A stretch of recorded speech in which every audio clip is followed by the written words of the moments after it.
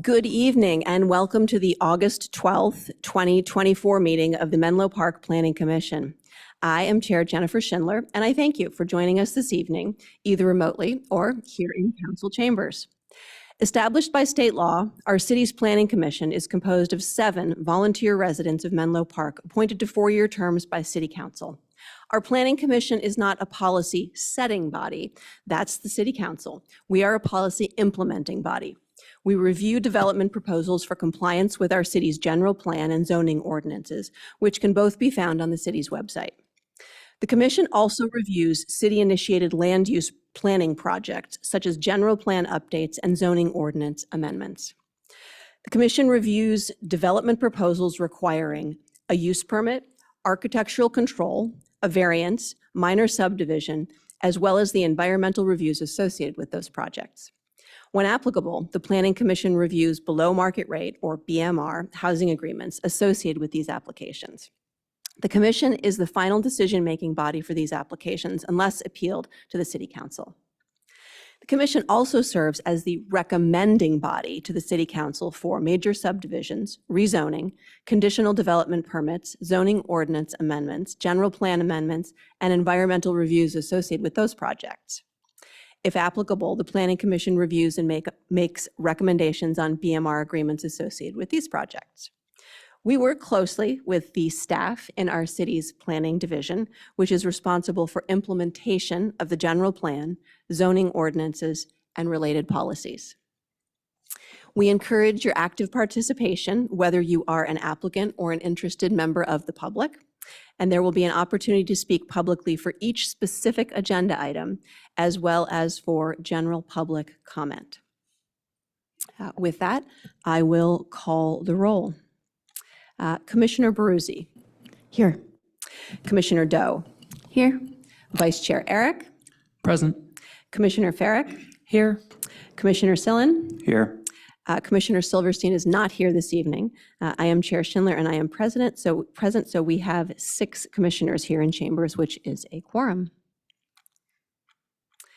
The next item on our agenda is reports and announcements. Mr. Prada, are there any reports or announcements this evening?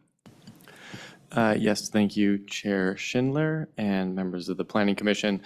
So one staff announcement for the Commission this evening. We'll move up from the informational items now to an announcement earlier. The next meeting of August 26th, for the benefit of those that may be in attendance this evening before the end of the meeting, is the environmental justice and safety element review and recommendation by the Planning Commission. So that will take place at the next meeting on August 26th. That meeting will be held in the Belhaven Community Campus. So we won't be in this chambers. Next meeting will be in the Belhaven Community Campus. So wanted to make that announcement early on for those that may not necessarily wait through all of our agenda items this evening. And that concludes my reports and announcements. Thank you for that update. And can we assume that it will still be at 7 o'clock at the same time? That's correct, yes. Great, thank you. Do commissioners have any questions about that or any other reports or announcements of their own? Okay, thank you. Seeing none, we will move on to the next section of our agenda, which is public comment. Under public comment, the public may address the Commission on any subject not listed on the agenda. Each speaker may address the Commission once under public comment for a limit of 3 minutes. You're not required to provide your name, district, neighborhood, or city of residence, but it is helpful.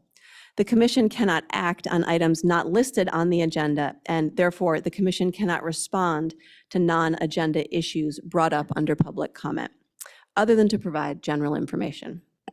Please know that if you are here tonight to comment on one of our agenda items, you will have a chance to speak when we get to that item in the agenda. So to learn how to participate, I am going to turn it over to our clerk this evening, Mr. Pruder, to explain how you can participate and then to begin our public comment period. Mr. Pruder. Thank you, and good evening, Chair Schindler, Planning Commissioners, and members of the public. Matt Pruder, Associate Planner. Regarding the procedures for communicating this evening, the Commissioners will have their webcam They will be available at the dais for the duration of the meeting. And for any members of the public who wish to provide public comment on any of the items this evening, please provide a comment card to me in person, which is available at the back table. And if you are virtually attending via Zoom, you may press the hand icon when the public comment opportunity arises for each item. In addition, if someone is calling by phone, they can press *9 on their keypad to notify staff that you have a comment. And then, with that said, I hand it back to you, Chair Schindler. Thank you. Thank you, Mr. Pruder. I think at this time, go ahead and see if there are any hands raised for public comment or any comment cards for our non-agenda items.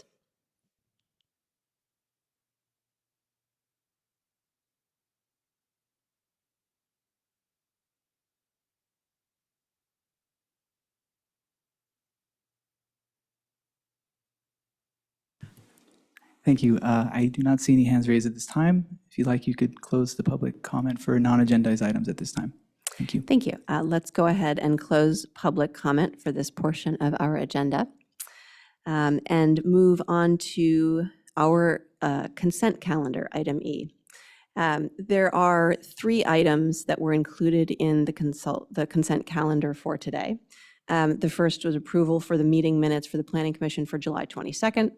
The second one is an artwork lighting review for the existing Citizen M Hotel located at 2 Meadow Way. And the third is an architectural control for the office campus at 2282 and 2284 Sand Hill Road. I believe we are going to, I am going to pull the first 2 of those from the consent calendar. And I will look to other commissioners.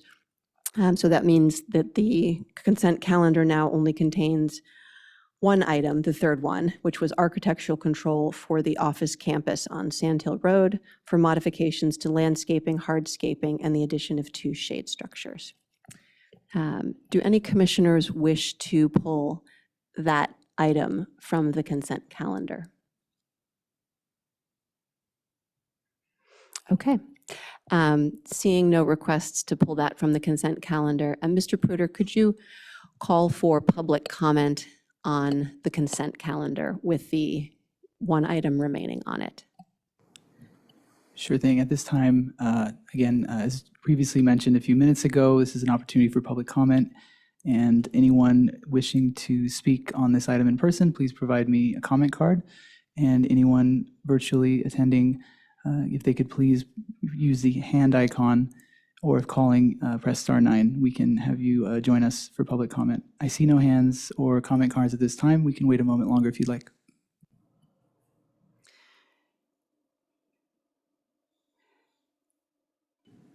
Still no hands? Yes, that is correct. Still no hands. Great. I think we will go ahead then and close public comment on the consent calendar with that 1 item remaining in it. And I will call for a vote on the consent calendar. Commissioner Baruzzi? Yes. Commissioner Doe? Do we not need to make a first? I don't know if we, Oh, that's a motion. motion, yes. yes, please. Okay, could I have a motion and a second on the consent calendar? Happy to make a motion All to right. approve the consent calendar Thank you, with 1 Commissioner item. Doe. Second. Second for Vice Chair, from Vice Chair Eric, thank you. Let's vote on approving the consent calendar and the single remaining item that is still in it. Commissioner Baruzzi? Still yes. Commissioner Doe? Yes. Vice Chair Eric? Yes. Commissioner Farrick? Yes.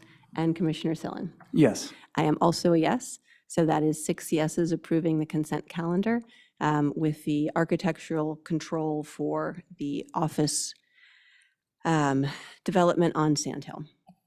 The 2 items that are that I asked to pull from consent calendar are respectively the meeting notes from July 22nd and then the artwork lighting review from on 2 Meadow Way for the Citizen M Hotel. Let's do the meeting notes for the Planning Commission for July 22nd first. I have one additional modification to the summary of the study session that I recommended to staff. And I can pull that up, and then I would like to know if commissioners have any other clarifications or modifications. Let me find this. So this is on page 9, I believe. Sorry, let me find Through that. the chair, please. Mr. Pruder has a slide he can share with your recommended edit that you shared with Perfect, us thank earlier you. today. Yeah. Perfect.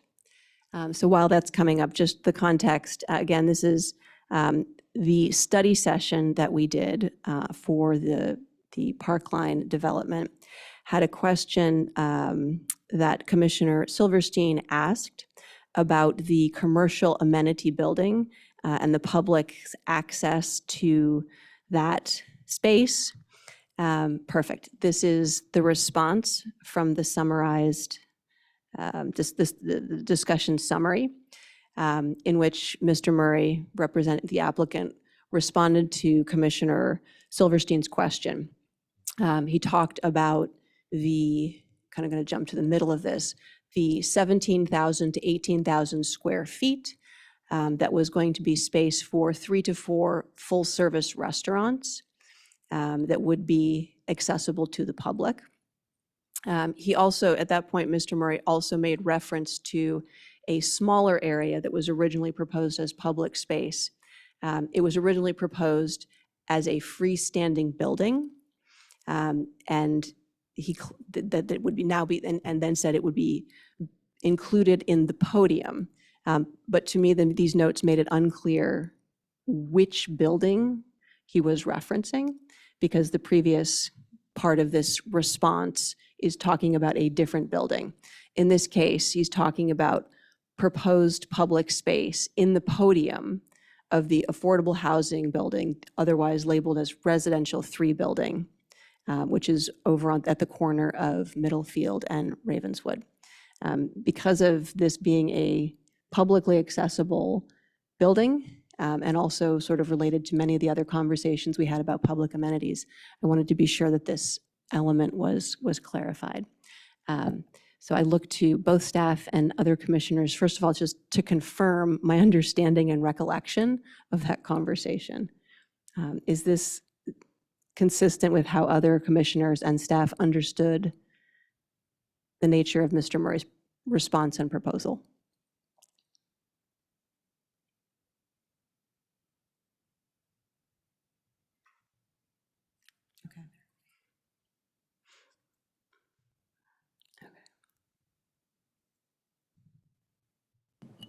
I'll be honest, I don't entirely recall, but this doesn't strike me as incorrect. And I've seen some nods too. So if it's acceptable to staff just to make this modification, great. Yes, staff can incorporate this into the minutes that the Planning Commission will make a motion and vote on. Correct. Thank you. Do any other commissioners have comments, questions, or additions to those meeting minutes from July 22nd? Okay. Seeing none, could we move to a motion to approving the minutes with the modification? So moved. Thank you, Vice Chair Eric. I'll second. Thank you, Commissioner Doe. We have a first and a second for approving the slightly modified meeting minutes for the July 22nd Planning Commission meeting, to include just a clarification of which building was being referenced in this discussion about the podium. Mr. Pruder, do we need to call for public comment on this item? Yeah, we should. Okay. I neglected to jump in timely on that. Thank you, Commissioner Baruzzi. Mr. Pruder, could you please call for public comment on the non-consent calendar item that is the July 22nd Planning Commission meeting minutes with a slight modification. Thank you, Chair Schindler. At this time, members of the public, this is for item E1 that has been pulled. It's an opportunity for public comment. If you would like to come by and give a comment card to me, if you're wishing to comment in person, you may do so. And also, you can raise your hand by hitting the hand icon on Zoom or pressing *9 on your keypad on your phone. I don't see any comments. We could wait for a moment if you'd like. And just for the public's benefit, the other item that was pulled, item E2, will also have this opportunity for public comment when we get to that item. Thank you.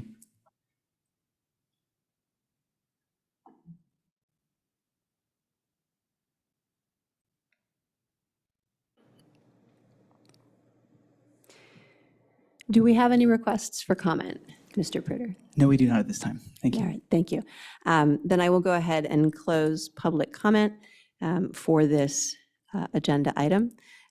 We have a first from Vice Chair Eric and a second from Commissioner Doe.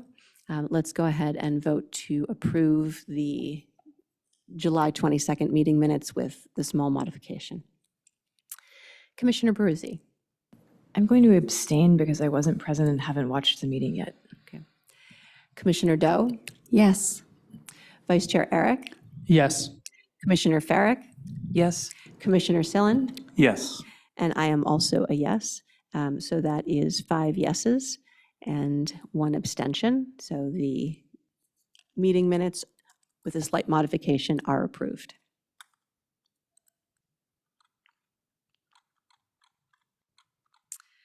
All right. The second item,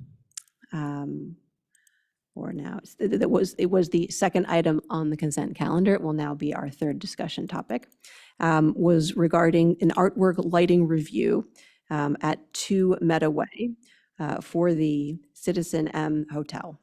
Mr. Pruder, I believe there was a clarification and additional set of information, an updated document that was shared with the Planning Commission. So I wanted to be sure that we had a chance to address that and give planning commissioners a chance to ask any questions. Could you please just remind us about what was updated today? Yes, and I'll share the item on my screen as well. Oh, sorry, it's the wrong project. Sorry about that. Thank you very much, Chair Schindler. For the public's benefit, this is the item that we're discussing now, just on the screen for everyone's understanding. What we had was a public comment received over the weekend that regarded a clarification needed for the project description letter. And so we had shared that comment with the applicant and the Planning Commission. It's also available in the back area where the agenda is located here in the council chambers.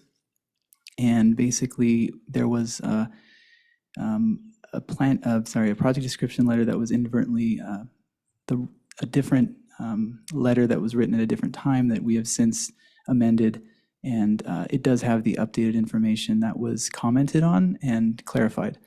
I don't have any other items for clarification at this time, but the applicant is here and would like to provide a brief presentation. If there are no questions for me, you can ask for them to come up to present.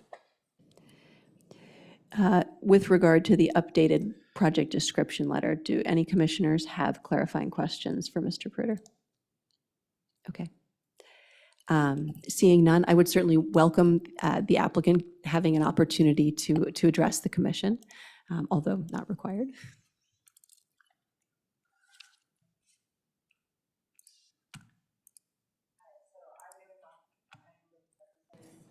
Sorry, just one moment, Naomi, if you don't mind. If I may We want to through the be sure chair. they can hear you on Zoom. That, and I'm going to put the There we presentation go. up first. Just one moment, sorry.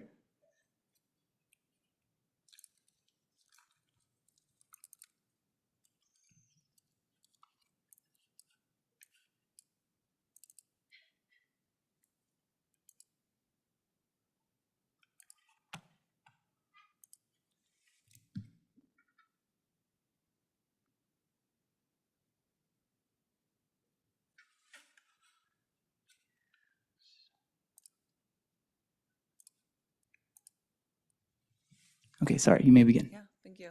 I'm Naomi Maki. I'm representing Citizen M Hotels. And on the line is Christopher Bratton. He's our project architect.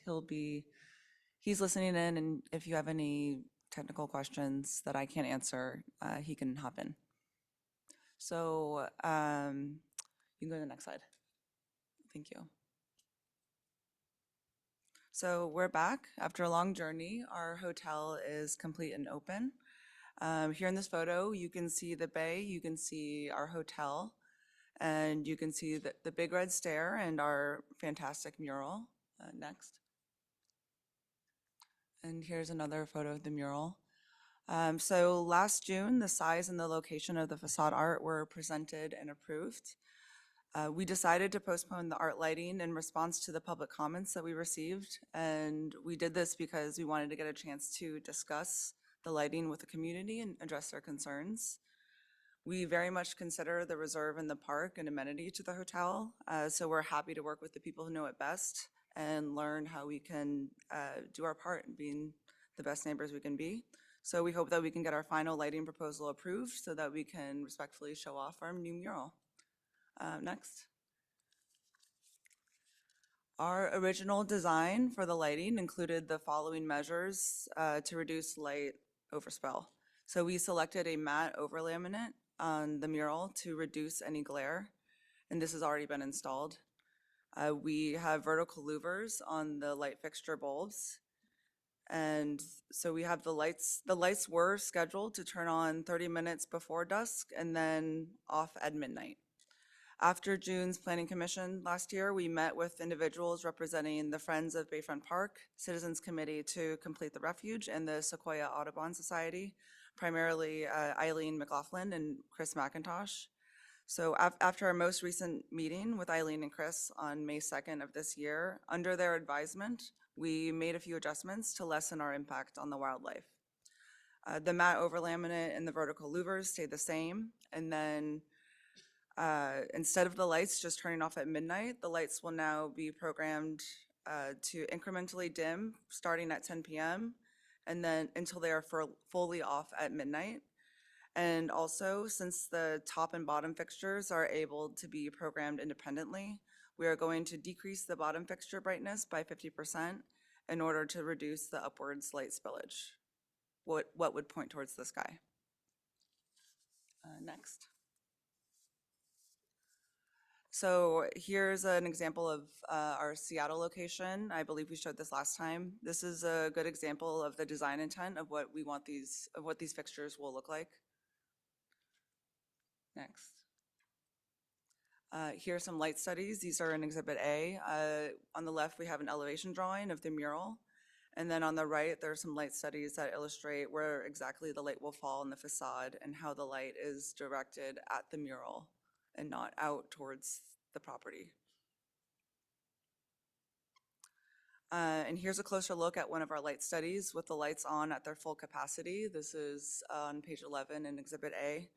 At the north and northwest property lines, the change in illuminance is pretty negligible. It's ranges from 0 to 0.12, and these are done by our lighting designer. Next.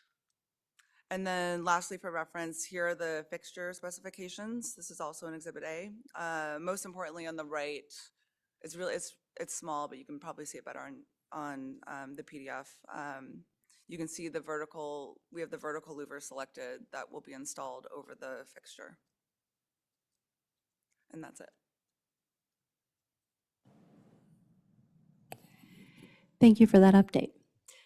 Before we go to public comment on this item, do commissioners have any clarifying questions? Okay. Seeing no clarifying questions, Mr. Pruder, could you please call for public comment on this item?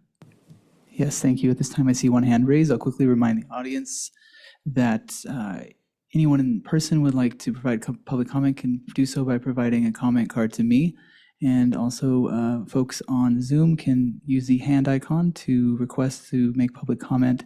And also, there is an opportunity for those on the phone to press *9 to raise their hand as well. I can introduce the first public commenter at this time if you'd like. Yes, please. Okay, thank you. It'll just be one moment.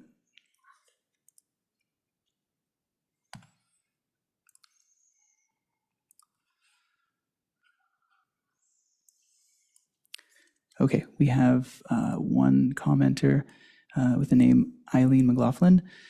I'm going to let you unmute yourself shortly, but before I do, I just want to clarify you'll have 3 minutes to speak, and you do not have to provide your jurisdiction, but if you'd like to, you may do so, and you'll have 3 minutes. I'm just setting that up now, and I'm going to let you unmute yourself at this time.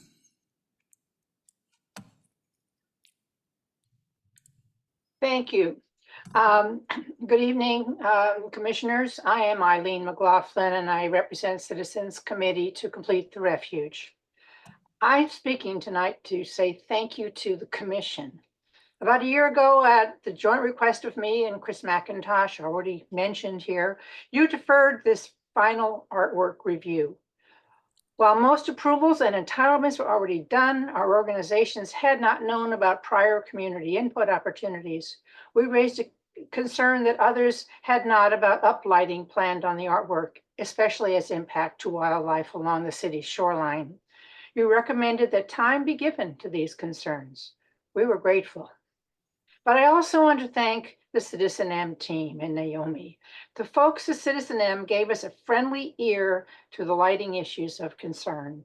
This was awkward as the project already installed the electrical wiring and ordered custom fixtures.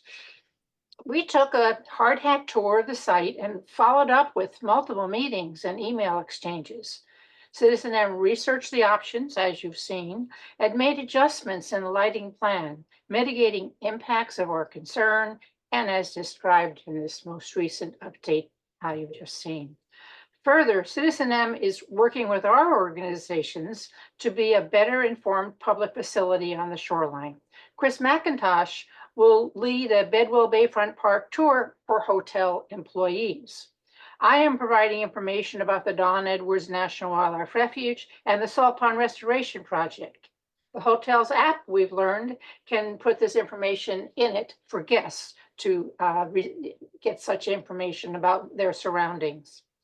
We ask that you approve the most recent lighting changes. One closing observation, unrelated in a way.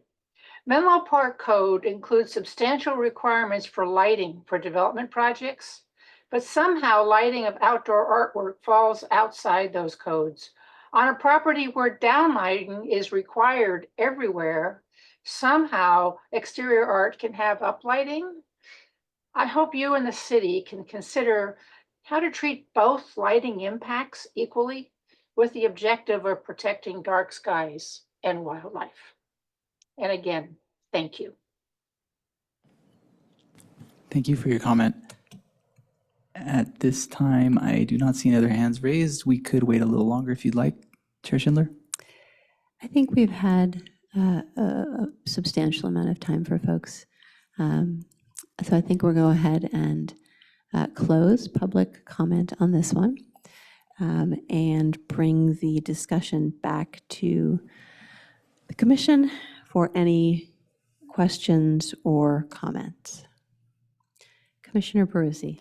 I just have a quick question for staff. I wondered if, this obviously isn't agendized, it was just a public comment, but I wondered if staff could give us the information about what the process would be for the public commenter had just made a recommendation about strengthening our lighting standards. And I don't know whether that's like a general plan thing or where would that fit into the public process so that our commenter and others can understand.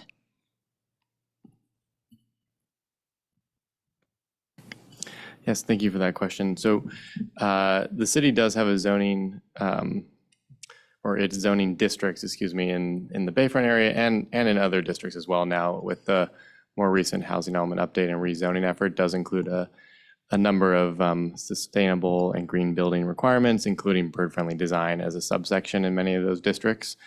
Certainly, additional modifications or clarifications could come through any subsequent zoning updates, but that process would be a legislative process, initiated by the city council and directed to staff to work on. A and so that would be that process there. Otherwise, the city does follow its bird-friendly design. And as Ms. McLaughlin noted, that there may be a discrepancy in terms of how, lighting of the building internally and, occupancy sensors and dimming and nighttime is regulated versus exterior lighting. So I understand the comment, and we'll certainly keep it under advisement as we look at any subsequent updates, but ultimately would take direction from the council. Thank you. Any other questions or discussion from the commission? Or a recommendation to Commissioner Sillen? Yeah, I will just defer to the two individuals that met with the developer and voiced their approval. And so I'd like to make a motion to approve the new lighting plan as proposed by the applicant. Thank you. We have a motion from Commissioner Sillen, and I believe a second from Commissioner Farrick. Yes, just with a comment to thank you for working so well with the neighbors and the people that love that park so much. Perfect. Thank you. And with that, I will go ahead and call a vote. Commissioner Baruzzi? Yes. Commissioner Doe? Yes. Vice Chair Eric? Yes. Commissioner Farrick? Yes. Commissioner Sillen? Yes. And I am also a yes, so that is 6 yeses. And the resolution to approve the lighting design is passed. Thank you. We will now move into agenda section F, which is our public hearing component. We have 3 public hearing items tonight. The first is item F1, which is regarding a use permit for 595 Hobart Street. So in this public hearing, the commission may consider and adopt a resolution to approve a use permit to demolish an existing single-story, single-family residence and construct a new 2-story, single-family residence with a base on a substandard lot with regard to minimum lot width in the R1S, or Single-Family Suburban Residential Zoning District at 595 Hobart Street, and determine this action is categorically exempt under CEQA guidelines, section 15303's Class 3 exemption for new construction or conversion of small structures. The proposal also includes a detached accessory dwelling unit, or ADU, and 3 associated heritage tree removals, which are permitted and not subject to discretionary review. All right, so I believe, Ms. Sandemeyer, you are speaking on behalf of this agenda item this evening. Do we have any updates from staff? Yeah, good evening, Chair Schindler and Commissioners. There are no updates, but I'm happy to answer any questions. Before we have public comment on this one, do we have any clarifying questions from commissioners? All right. Seeing none, Mr. Pruder, would you please call for public comment on this item, F1? Thank you, Chair Schindler. At this time, we have public comment for item F1. If there's anyone interested in speaking on this project, you may provide a comment card in person. You may press the hand icon on Zoom, or if by calling by phone, you may press the *9 buttons on your keypad. I'm seeing no comments or requests on Zoom at this time, so we could wait a little longer if you'd like before closing public comment. Thank you. We'll give it just a couple seconds.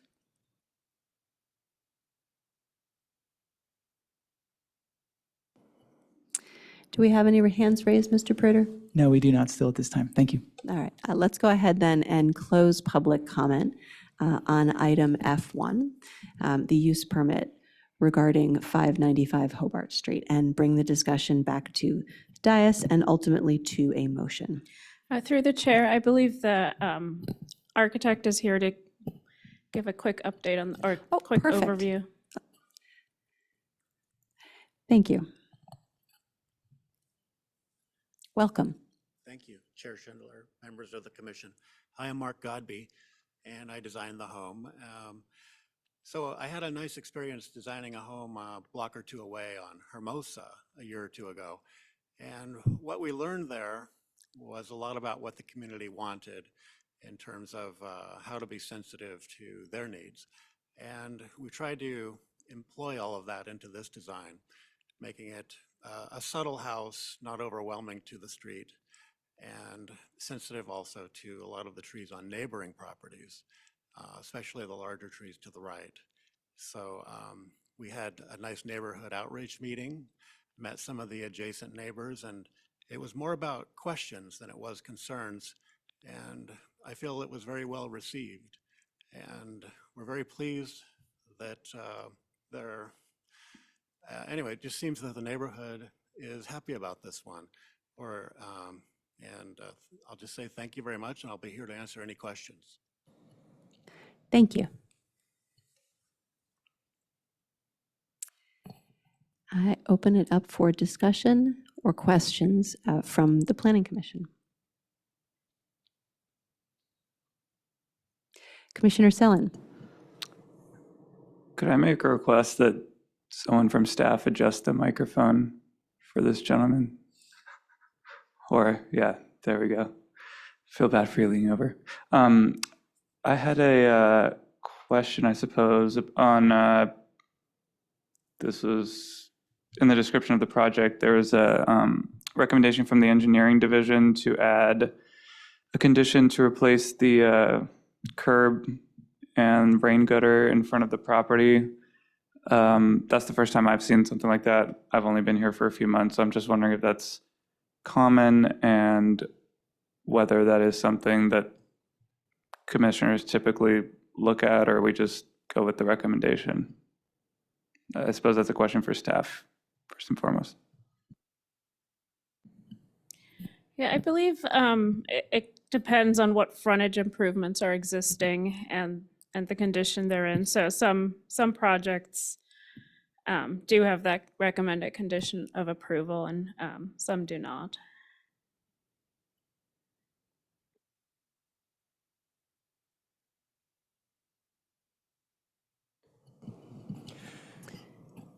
Thank you.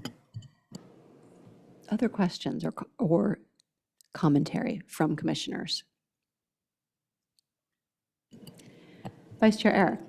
Oh, sorry. Oh, Commissioner Doe. Thank you, Chair Schindler. The staff report demonstrates that the home meets all zoning requirements. And in addition to the sentiment that you just expressed, that working with the to integrate the home harmoniously with the neighborhood, in addition to that sentiment, which is appreciated, I appreciate the generous amount of screening trees that are proposed to be planted. I think it's quite generous in addition to the existing number of very large and mature heritage trees. So not precluding any discussion, I'm happy to make a motion to approve this. But before that, I have a question that doesn't change my support for the project. But I would just ask, can you speak to the consideration of whether it was considered moving the ADU, adjusting it? And I understand that we don't have discretionary review inward to preserve those 3 live oaks that are being removed. Well, we had a challenge of there are trees on all neighboring properties, actually, on this project. So we had to go somewhere. So we went where the smallest and least desirable trees were. And the 3 that were removed are in the 10.8, 11.5, and I don't recall exactly, but I think 14 point something inch range, rather than 30, 40, 50 inch trees that are in some other areas. And so we felt like it was a nice spot to protect the largest and most significant trees. Sure, thank you. We have a first from Commissioner Doe to approve the resolution. Other questions or potentially a second in support of the resolution? I'll second.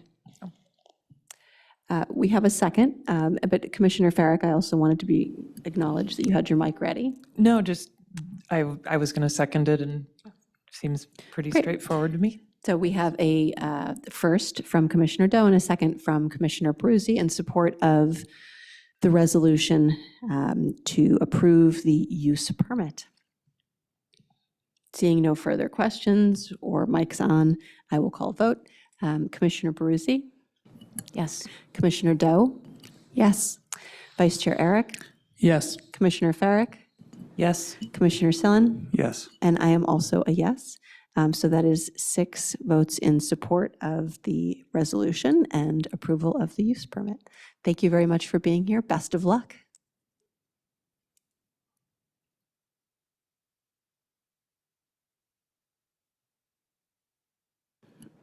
All right. We will now move into the second item of our public hearing, item F2, which addresses the use permit at 805 Evergreen Street. In this public hearing, the commission may consider and adopt a resolution to demolish an existing 2-story single-family residence and detached accessory structure and construct a new 2-story single-family residence with a basement on a substandard lot with regard to minimum lot width in the R1S, or Single Family Suburban Residential Zoning District at 805 Evergreen Street, and determine this action is categorically exempt under CEQA guidelines, Section 15303's Class 3 exemption for new construction or conversion of small structures. Ms. Sandmeyer, I believe you are also speaking on this one this evening. Any updates with regard to the staff report? And then I believe the applicant has a presentation as well. Yes, that's correct.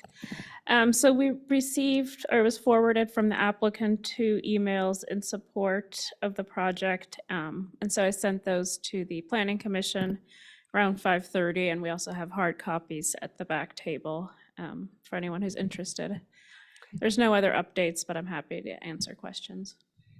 Thank you. Seeing no questions, let's go ahead and do the presentation before we do clarifying questions from our commissioners, and then public comment. Welcome. If I may, through the chair, I just need a moment to set this up on my end. Sorry. Thank you for your Perfect. patience.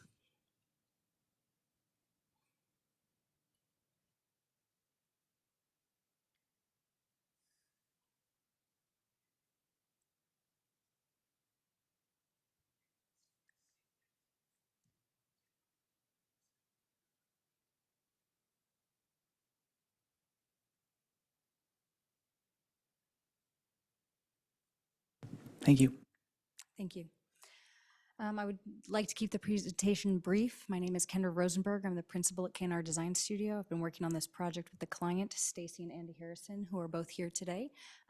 They've been the homeowners of this home for quite some time, and they have taken great care to reach out to the neighbors, have ongoing conversations with them, and make sure that this is a home that, while being modern and aesthetic, is still suitable and coherent with the rest of the community around them.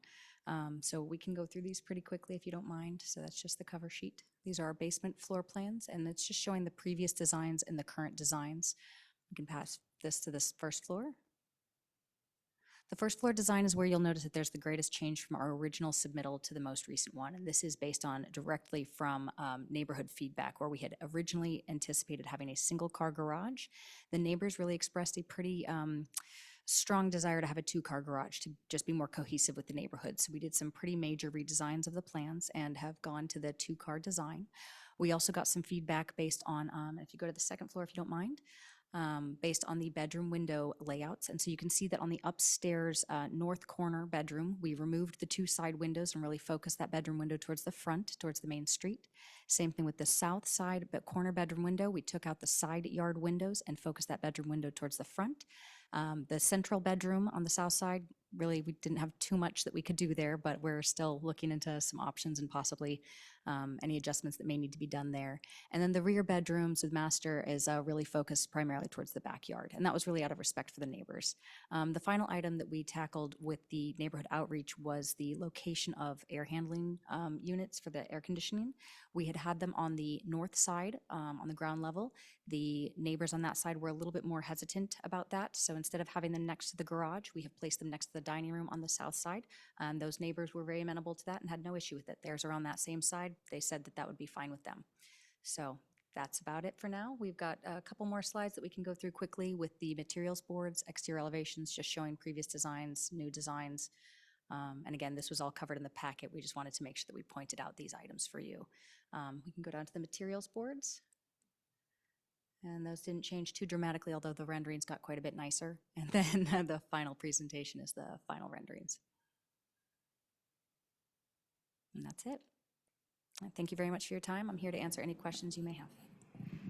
Thank you. Before we move to public comment, do we have any clarifying questions for staff or the applicant from commissioners? Okay. I see no clarifying questions. Thank you. Mr. Pruder, could you please call for public comment on item F2? Thank you, Chair Schindler. At this time, we've got public comment available for item F2. I don't see any hands raised, but or comment cards provided in person, but if anyone would like to speak in the council chambers, please provide me with a comment card. If you'd like to speak via Zoom, you may press the hand icon to raise your hand in Zoom, and also by phone, if you'd like to speak, you may press *9, and we can have you join by phone. We can wait a moment longer if you'd like, just to make sure before closing public comment. Thank you.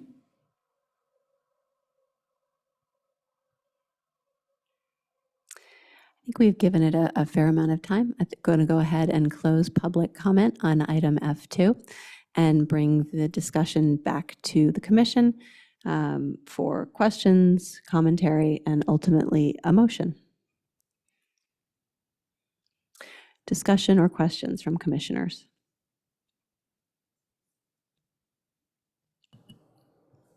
Vice Chair Eric. Thank you, Chair Schindler. I have a question for staff, which might be sort of a clarifying question, but I decided to ask it here anyway. Can staff confirm that in this particular case, a 2-car garage is not required by our zoning code?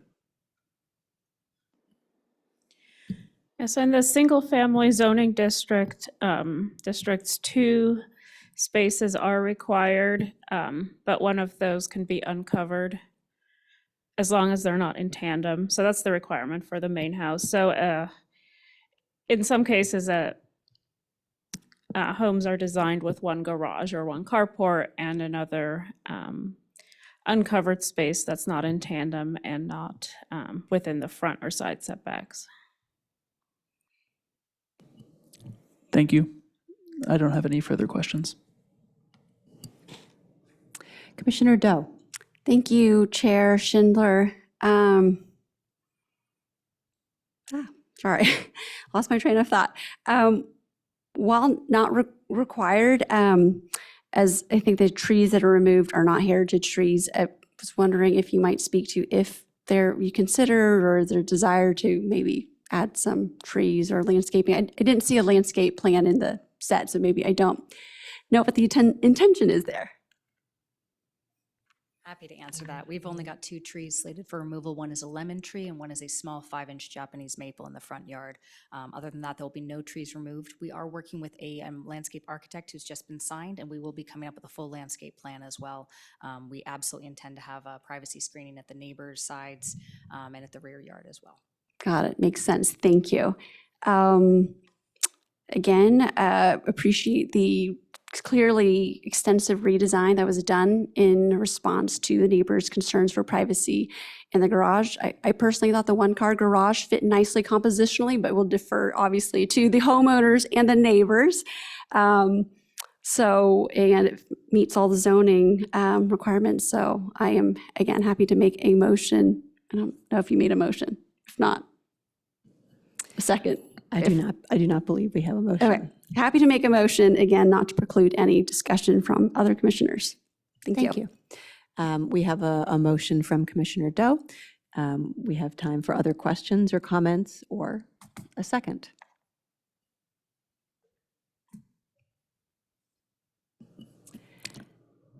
Commissioner Sillen raised his. Just a quick comment that I appreciate the applicant submitting all the letters of support or applicants' neighbors, and also taking the time to listen to neighbors' concerns and make relatively large changes to the plans. And with that, I would like to second the motion. Great. We have a first and a second. I would also like to echo support and reiterate the comments. Thank you for the level of neighbor engagement and the responsiveness to feedback from the community. It's always great to see collaboration with neighbors and respect for community feedback. So with that, I will call a vote. Commissioner Baruzzi? Yes. Commissioner Doe? Yes. Vice Chair Eric? Yes. Commissioner Farrick? Yes. Commissioner Sillen? Yes. And I am also a yes. So that is 6 yeses. The resolution passes. Thank you. Congratulations. Good luck.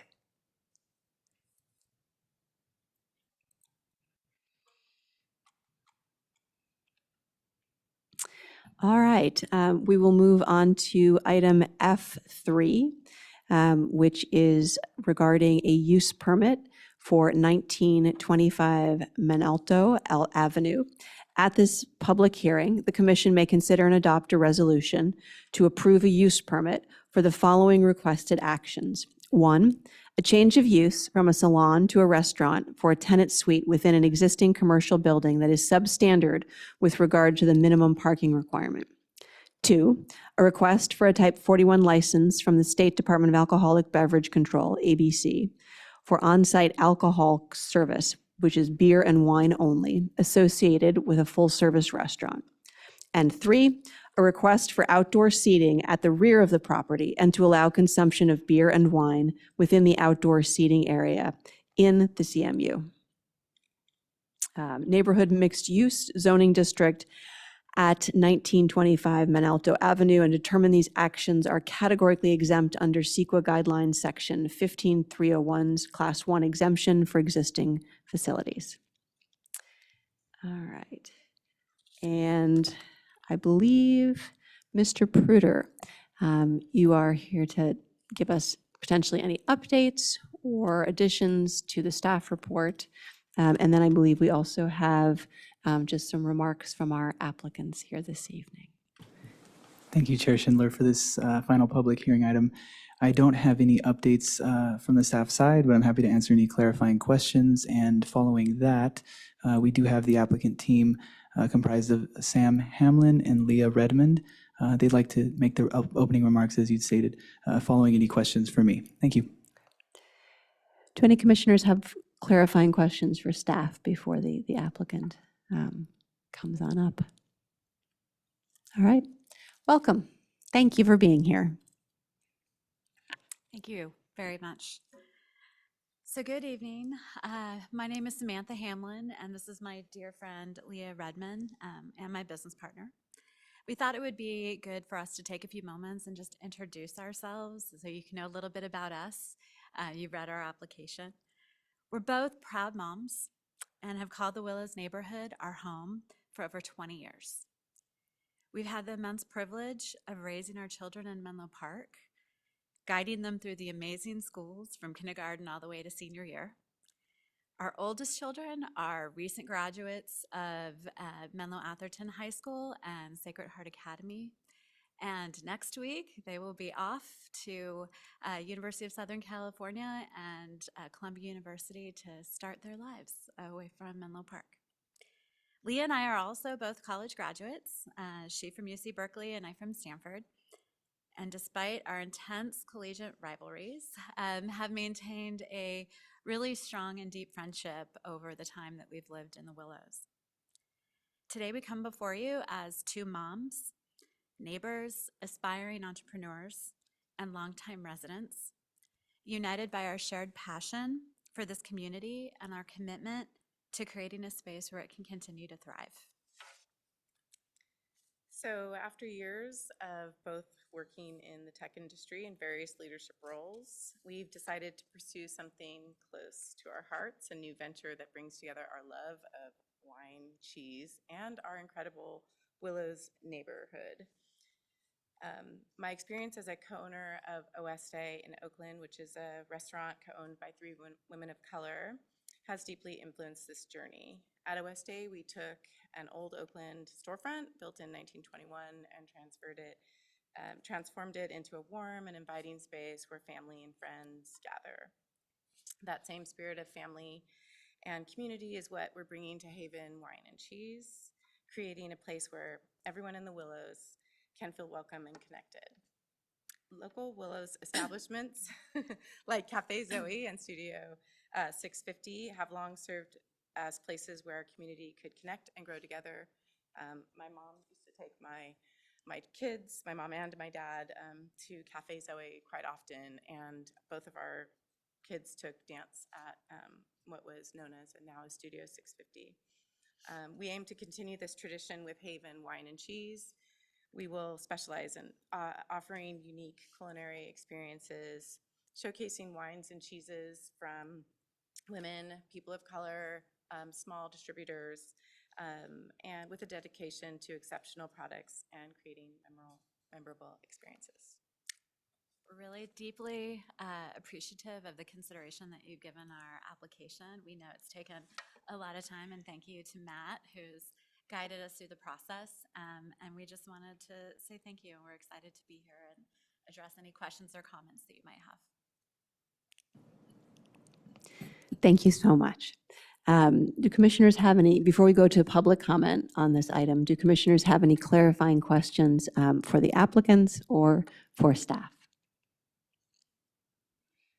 Commissioner Sillen. Yeah, I had a question about the area in the back.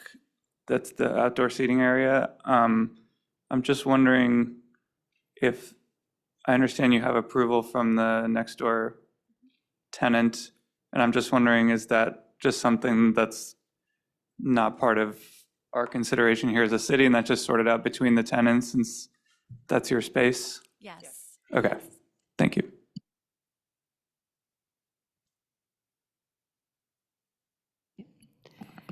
Thank you. I think we'll take this, this moment to move on to public comment. Mr. Pruder, could you please call for public comment on item F3? Thank you, Chair Schindler. Once again, this is public comment for item F3. Anyone interested could provide a comment card in person or press the hand icon on Zoom or press *9 by phone. And I see no indications that anyone would like to speak publicly at this time. We can wait a moment longer, and then if you'd like, you can close public comment if you'd like to wait a little. Thank you.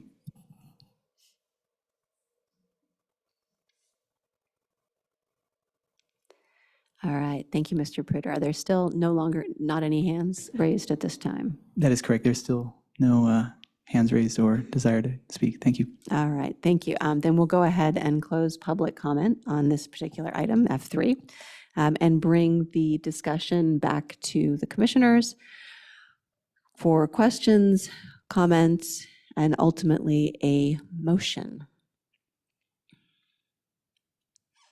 Commissioner Baruzzi. I'm trying to find the letter that I'm hallucinating and thought I read that was expressing a couple of safety concerns about potential like vehicular collisions in the alley.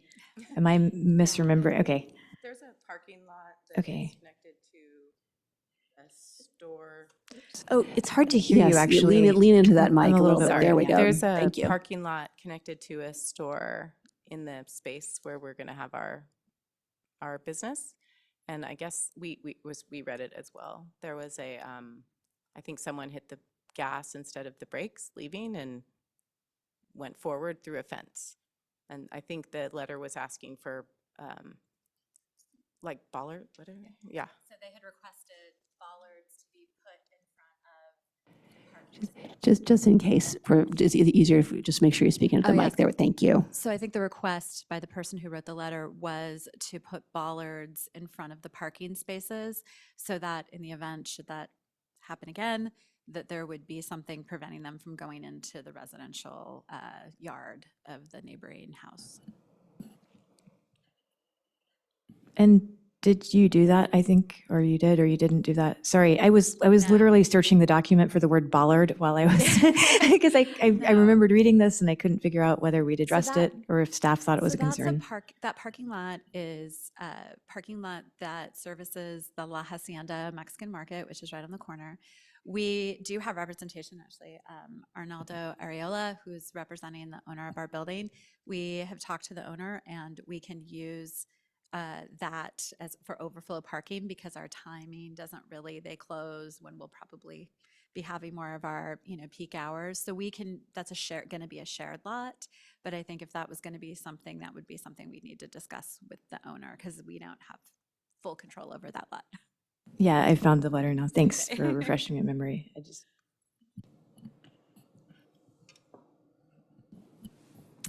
Commissioner Sillen. Yes, thank you.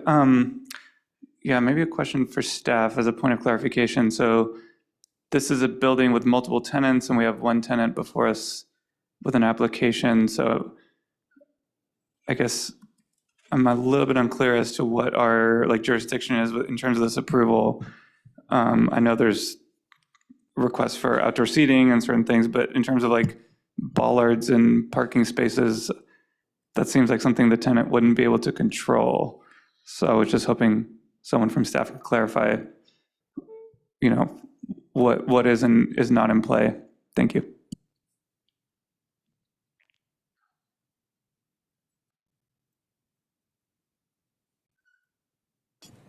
So I apologize, Commissioner, if you could repeat your last part of that question quickly. Yeah, since this is a tenant in a multi-tenant commercial building and they can't control things like bollards in the parking lot, that would have to go through the property owner. I'm just wondering what is and is not generally under consideration for an application like this. Yeah, so, and admittedly, I was refreshing my memory on the public comment while you were speaking, so apologies for multitasking there. But so in this case, this particular instance, I'd say, is probably outside the realm of this use permit request. As I think the applicant mentioned, the parking lot in question is actually a separate property, not part of this property. So we're talking about an offsite location. They are adjacent, but it's not actually part of this property. And so what we're looking at here is the use permit request for the change of use non-conforming parking. And so the parking availability and usability is definitely a consideration, and definitely any access to this project site specifically. But when we're talking about an incident that happened at a nearby site, just happens to be next door, it is not really part of the commission's purview this evening. I think we're hearing it from staff. We can certainly talk to our transportation team about any kind of issues in the area that we can look at separately outside. And I need to kind of better understand where this incident occurred at the parking lot versus the alley versus the neighboring property. But I'd say that that's probably not within the realm of kind of what would be in the purview of the commission as it relates to this change of use and ABC license, on sale beer and wine question this evening, if that's helpful. Yeah, thank you. So just to clarify, even if this was the parking lot for this building, a tenant in a multi-tenant situation doesn't really have control over that either. That has to go with the building owner typically, correct? Sure, I think it depends. I think at that point, the use permit in question, the applicant's making improvements to the property, and so there could be a potential nexus. Once again, I'd have to withhold a definitive answer until we saw an application, could look at the details. But certainly if the applicant is making changes to a parking lot, those types of safety improvements or other kind of circulation improvements would be potentially part of that project and part of the staff review and also the planning commission's purview. It really depends on the specifics of each request. What I'm trying to make clear here is we're talking about a separate parking lot that the applicant doesn't have control over, isn't part of the project site. While there might be an informal agreement to use it, it's not even part of the planning commission's discretion this evening to consider those parking spaces as part of the kind of justification if the commission is to advance the resolution in front of it tonight. So hopefully that helps answer your question without giving you a definitive. Yes, thank you. So Thank you for that. I just want to clarify that I have no intention of advocating for any parking changes. My comment is that I think it's so great that you're from the neighborhood and you want to open a business in your own neighborhood. That's like a dream come true, in my opinion, for a small town like ours. And I think most people would assume that you're going to, do what's best for your neighbors, since they're going to see you all the time, and we'll be able to tell you how they feel. So, and I also love the idea. I mean, I don't live in the Willows myself, but I wanted to live there at one point, partially because I like that little business area. And so I think it's nice to have places that people can go near their house, walk, bike, without having to go too far. So yeah, I commend you for taking the step to contribute to your community. Thank you. I would also just like to specifically comment on areas of support for this particular project. I do think this proposal represents the kind of neighborhood serving commercial and retail space that enhances the quality of life in Menlo Park, and is aligned with many of the goals that we laid out in the city's housing element and our associated zoning changes. I have no concerns about the number of on-site conforming parking spaces for this establishment.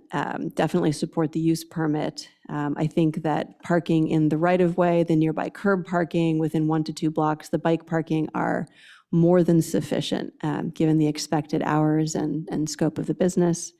I have no concerns regarding the type 41 alcohol license, as I think this will further enhance and make the project more attractive. I have been known to say in this particular venue that I love nothing more than wine, cheese, and community development. I think this one hits all three.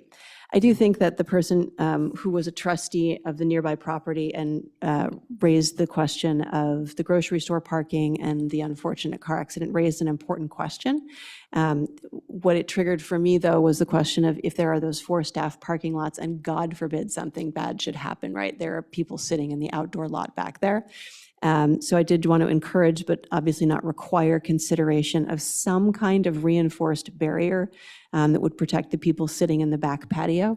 The example given by that particular person who wrote a letter is the third example I can think of inside of Menlo Park proper, where someone has unfortunately mistaken the gas and the brake pedal and gone through a big window across the sidewalk in both cases. And so it's a terrible idea, and obviously I defer to people who are far wiser about this, about how that might be accomplished, but I would love to say that it should be thought through by the applicant, but not required, as part of our discussion tonight. Commissioner Farrick. Great. I echo many of the comments. So nice to see you, and somehow I ended up here in the same phase of life, so super jealous about your life choices. But yeah, so I'm very supportive, and I just wanted to make a motion, if that's all right, this stage. So we're through public comment, yeah? Through the chair, we did have public comment We little did. earlier. Thank you. And no public It's really comments were all provided. starting to blur together. Excellent. Well, Okay. I think I would like to then, if it's all right, continue the motion with approving or, supporting, approving all 3 use permits, 1 for the change of use from a salon to a restaurant, 2 for a type 41 license from State Department of Alcohol Beverage Control, and 3, approve a request for outdoor seating at the rear of the property, and to allow consumption of beer and wine within the outdoor area.